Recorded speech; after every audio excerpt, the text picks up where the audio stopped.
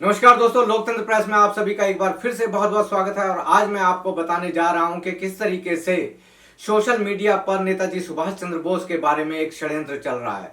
जी हां, ये षड्यंत्र चल रहा है। इस षड्यंत्र में ये बताया जा रहा है कि नेताजी सुभाष चंद्र बोस देश की उन विध्वंसकारी शक्तियों के साथ में थे, उन लोगों के साथ में परामर्श करते थे जो लोग अंग्रेजों की सेवा चाकरी में थे, जो लोग अंग्रेजों को सपोर्ट कर रहे थे, जो देश को एक नहीं देखना चाहते थे। जी हां, बिल्कुल। इन पोस्ट में, इन वीडियोस में ये बताया जा रहा है कि नेताजी सुभाष चंद्र बोस आरएसएस के वीर सावरकर नाम के व्यक्ति के साथ में चर्चा किया करते थे, उनके साथ में मिलते थे और इसी तरीके से जो हिंदू महासभा है उनके लोगों के साथ में मिलते थे।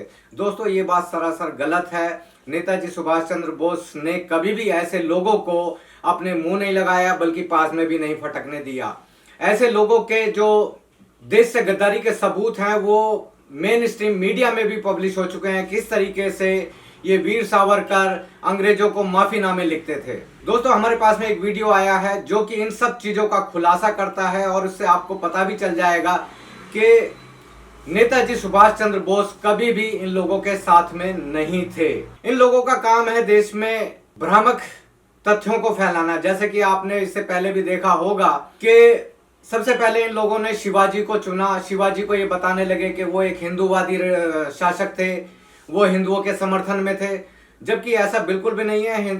शिवाजी के शासन व्यवस्था में, उसके दरबार में बहुत सारे मुसलमान भी थे। अब ये लोग काम क्या करते हैं कि सोशल मीडिया पर एक तरफ सुभाष चंद्र बोस की फोटो लगाते हैं, एक तरफ भगत सिंह की फोटो लगाते हैं, एक तरफ चंद्रशेखर आजाद की फोटो लगा देते हैं और बीच में हेडगेवार और वीर सावरकर का भी फोटो लगा देते हैं और फिर साथ में लिख देते हैं कि ऐसे वीर सिपाहियों को नमन जिसकी वजह से हमें आजादी मिली। अब लोग चक्कर में पड़ जाते हैं कि हो सकता है वाकई में ये वीर सावरकर भी कोई देश की आजादी का सिपाही रहा होगा। तो इस तरह के भ्रामक वीडियोस हैं, भ्रामक पोस्ट हैं। आप देखिए इस वीडियो को और सच्चाई को जानिए। नेताजी सुभाष चंद्र बोस और हिंदुत्व की राजनीति। आजकल कुछ नेताओं को नेताजी सुभाष चंद्र बोस की बहुत याद आ रही है। व्हाट्सएप यूनिवर्सिटी का तो यहां तक कहना है कि सुभाष बाबू उस समय के हिंदू महासभा के नेताओं से अक्सर राय भी लेते थे। क्या यह सच है? सुभाष बाबू की क्या राय थी हिंदुत्व की राजनीति के बारे में? दरअसल सुभाष बाबू सांप्रदायिक ताकतों को जहर मानते थे और किसी भी कीमत पर इस जहर को राजनीतिक संगठनों से बाहर रखना चाहते थे। इसीलिए जब 1938 में सुभाष बाबू पहली बार कांग्रेस के अध्यक्ष बने, तब उन्होंने तत्कालीन कांग्रेस पार्टी के संविधान में एक संशोधन का प्रस्ताव लाया। इस प्रस्ताव द्वारा उन्होंने ये नियम बनाया कि हिंदू महासभा और मुस्लिम लीग जैसे सांप्रदायिक संगठन का कोई भी सदस्य कांग्रेस की किसी भी निर्वाचित समिति का सदस्य नहीं हो सकता। सुभाष बाबू ये भी समझ चुके थे, धर्म का नाम लेकर राजनीति करने वाले इन दलों को राष्ट्रहित से ज्यादा अपने सत्ता की चिंता है। उन्होंने साफ लिखा है कि कलकत्ता के चुनाव में हिंदू महासभा ने अंग्रेजों के साथ मिलीभगत की थी, जिसकी वजह से अन्य भारतीय दलों को चुनाव में हार का सामना करना पड़ा। वो लिखते हैं, हिंदू महासभा के नेताओं द्वारा नियोजित रणनीति ने हमें पीड़ा और दुख दिया है। हिंदू महासभा ने साफ सुथरी लड़ाई नहीं लड़ी थी। उनके उम्मीदवारों में वो लोग शामिल थे जिन्होंने अंग्रेज और उनके नुमाइंदों से मिलीभगत कर संयुक्त पार्टी का गठन किया। हिंदू महासभा ने हमारे सामने फिर यह साबित किया है कि उनको अधिक दिलचस्पी कांग्रेस को गिराने में है, न कि कॉरपोरेशन को अंग्रेजों से बचाए रखने में। भारत छोड़ो आंदोलन के दौरान भी सुभाष चंद्र बोस ने सावरकर की कड़ी शब्दों में आलोचना की थी। अंग्रेज सरकार के खिलाफ अंतिम संघर्ष में हिंदू महासभा का अंग्रेजों का साथ देना भी नेताजी को असहनीय था।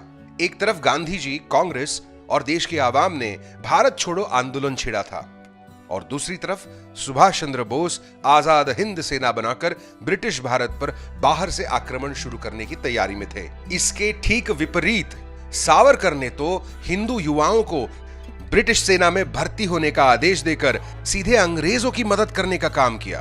हिंदू महासभा के नेता श्यामा प्रसाद मुखर्जी ब्रिटिश अधिकारियों को पत्र लिख रहे थे कि वे कैसे कांग्रेस के देशभक्तों का ये आंदोलन कुचल सकते हैं। इससे क्रोधित होकर सुभाष बाबू ने 1942 के अगस्त में आजाद हिंद रेडियो के संबोधन में कहा, मैं श्री जिन्ना, श्री सावरकर और उन सभी लोगों से अनुरोध करूंगा जो अभी भी अंग्रेजों के साथ समझौता करने की हरकतों में लगे हुए हैं, वे एक बार ये जान ले कि बहुत जल्द कल की दुनिया में कोई ब्रिटिश साम्राज्य नहीं होगा।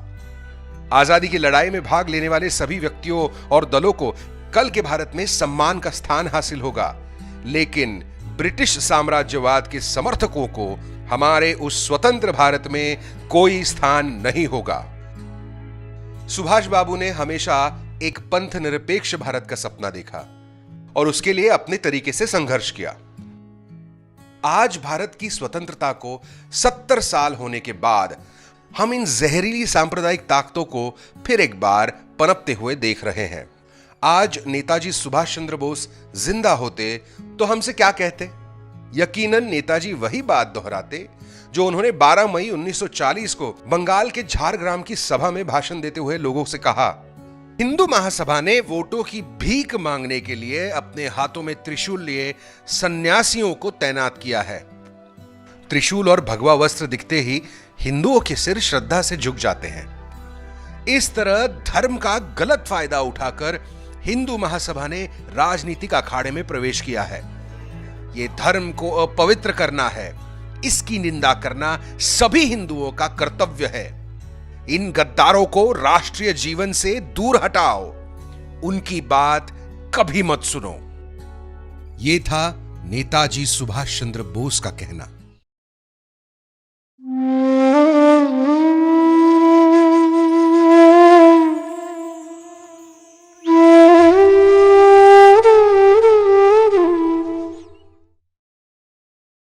बाल झड़ना, डैंड्रफ और बालों की हर समस्या का इलाज निशा हर्बल ऑयल, आयुर्वेदिक गुणों वाला निशा हर्बल ऑयल।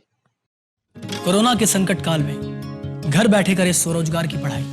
मध्य प्रदेश का अटल बिहारी वाजपेयी हिंदी विश्वविद्यालय आपको बनाएगा आत्मनिर्भर। प्राथमिक चिकित्सा विशेषज्ञ डिप्लोमा करें और पाएं नौकरी, या शुरू करें अपना खुद का फर्स्ट एड सेंटर।